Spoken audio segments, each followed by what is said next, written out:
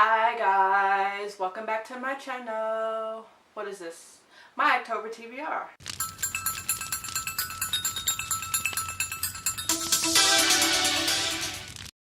Which I'm gonna apologize ahead of time if I sound funny. I'm gonna have to talk really loud because my audio recorder batteries died and those are my last set of batteries. Oops. Alright, so for the month of October, the theme is gonna be Bloody Red October. So, what I'm doing with that, why am I so hyper? Oh, the wine. Okay, this is why I'm acting like a dunce. Okay, cool. Like I was saying, the theme for October is Bloody Red October. I figured I could make that variable enough to where if there was some ambiguous, if you will, enough that if I change my mind about something, I could easily slide a book out and another one in its place, which I tend to do on my TBRs. So, Bloody Red October. Books with bloody themes, blood on the cover, or the color red. And by bloody themes, that can be stabby, or books that just have like themes that have to do with blood. I will explain. Let's go. And a lot of buddy reads this month. First one I'm really excited about, because I've actually never read this book, is Dracula, the original Dracula by Bram Stoker.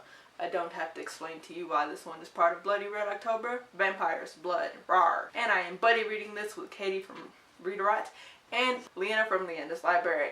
Then I have here Renfield, the Slave of Dracula by Barbara Hambly, which is a book about Renfields, or Renfield the person. I can't ever remember if it's one person named Renfield or if it's a category of little sub-slave people called Renfields.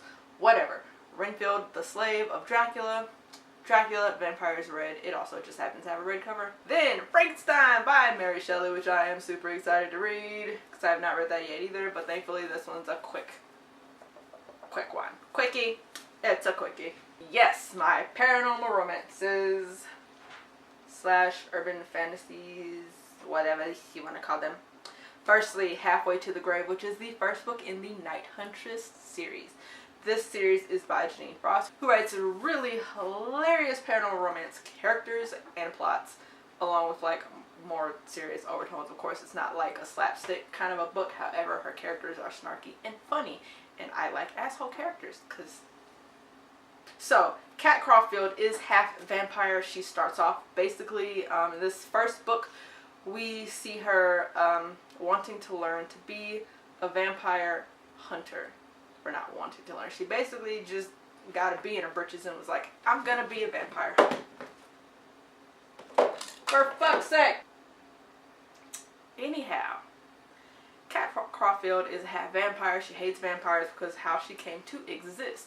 So she gets a bee up her britches and decides she's gonna be a vampire hunter. I think she's killed some before, but by the time when we catch up to her, the first one we get to see in depth that she sets her sight on, his name is Bones, and Bones is kind of a big deal in the vampire world.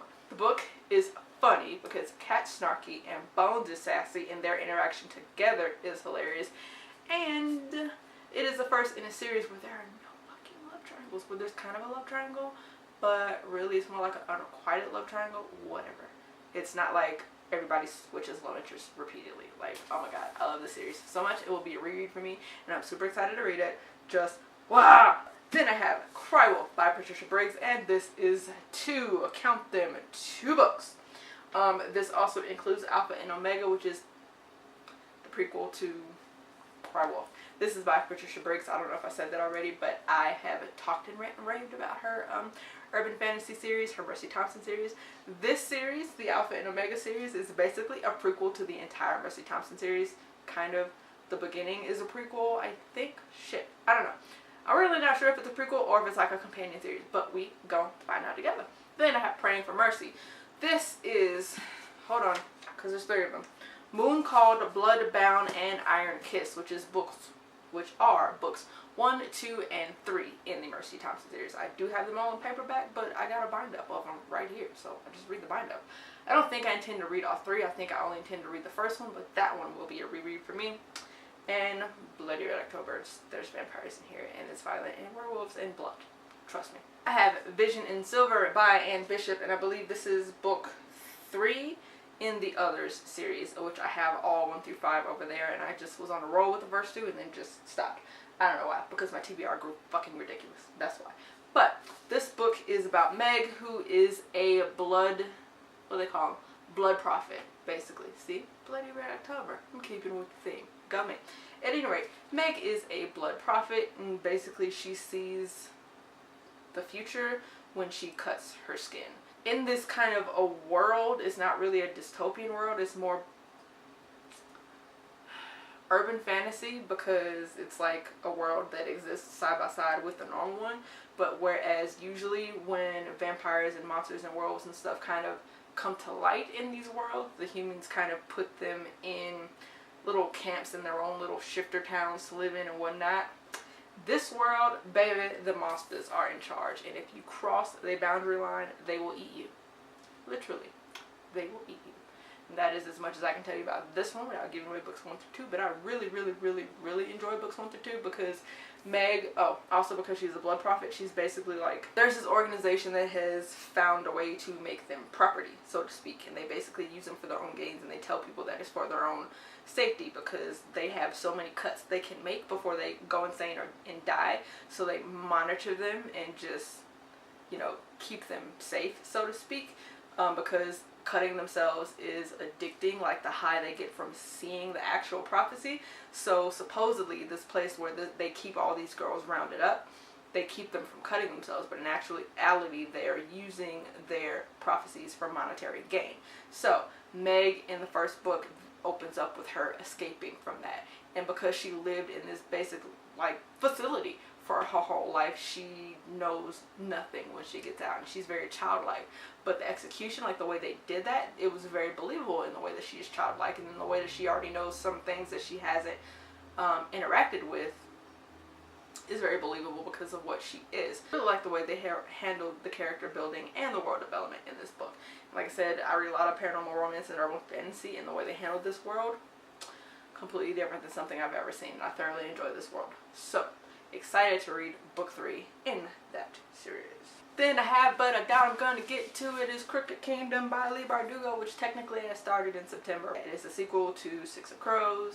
I wanted to read it before Language of Thorns came out. That didn't happen. But yeah, supposed to read it, ain't holding my breath. Probably not going to happen because, yeah, many reasons. But even though I love Six of Crows, I'm probably not going to get to that one. I'm just probably not. And then Daughter Smoking Bone, which will be a reread for me, but I am buddy at reading. I love this book. I love this book. I love this book so much. God's Grave by J. Kristoff, which is the second book in the Nevernight Chronicles. I pre-ordered this one. It came from Barnes & Noble. I took the sticker off because stickers are the devil. But it has this awesome, fabulous artwork in it that was, I believe, done by the lovely person who did the fabulous artwork on the cover. I fucking live for this. I live for it. Art this in books. I'm there. I'm there for it. Especially if I didn't have to put it there and accidentally mess it up. I'm a big art nerd. I'm trying to get better with my art myself, but just, oh my god, I love this cover of this book so much. But yes, I am currently in the process of reading Nevernight now, and hopefully I can finish it because I'm supposed to buddy read this one with Liene and Katie. We cray. Alright, so then I have Name of the Wind by Patrick Rothfuss, and there really isn't anything Bloody Red October about the cover of this book. And it's one of the ones that you don't really know what you're getting into when you're reading it. So I'm sure there's some bloody things in it, but I didn't pick it for the theme. I actually started reading this one in September, but the special edition 10th anniversary, 25th anniversary, 10th anniversary edition of this will be here day after tomorrow. So yeah, I would like to read this, but I am also buddy reading this with Liene and Katie, who have already read this, so this is the first time read for me, a reread for them. I'm super excited about it. I started reading it in September. I got like 100 and some odd pages into it, and I fucking love it. I see where they're obsessed. I'm becoming obsessed, and I haven't even gotten a quarter of the way through the book. In addition to that, Liene and Katie and I are also buddy reading Assassin's Blade, which is something 0.5 in the Throne of Glass series. I don't have it here because I don't have it. I can only keep finding it in paperback in the stores, and I don't want it in paperback. I want it in hardback because all my other ones aren't hardback, and they have to match. we are buddy reading that one. Aren't You Proud of Me? Usually I don't remember the books that I don't have physical copies of. And they always get on me because I always just like accidentally on purpose forget that we're supposed to be reading that one. Because prequels. Gosh. Ugh. But at any rate, we will be buddy reading that together. And then we will also be reading Alchemists of Loom. I will put the cover here because I can't for the life of me remember the lady's name. Elise Kova something. I don't know. I will put it here. I can't remember. But it looks fantabulous. What else? There's another thing or buddy reading. I don't remember. But I'm sure there's another one because we're all freaking insane. But that's it for my September TBR, guys. Bloody Red October. I'm sure I will be, well, at least the urban fantasy and the paranormal romances I will tear through because I love them so fucking much. And then I know Name of the Wind I'm going to tear through. And the only one that worries me is Nevernight in God's Grave because Nevernight is dense AF. It's really good, but God, it's so dense. Like, whereas I would read like 100 pages or so an hour of like this book or another book, I was sitting there for like an hour reading Nevernight the other day, and I was on page 30 when I looked up, and I was like, dear God. Oh God. So, yes, that is my October TBR. What are anybody else reading Dracula? Yeah, just a thought. I'm not really getting really Halloweeny because I have Hannibal and Silence of the Lambs and whatever else the other book in there is.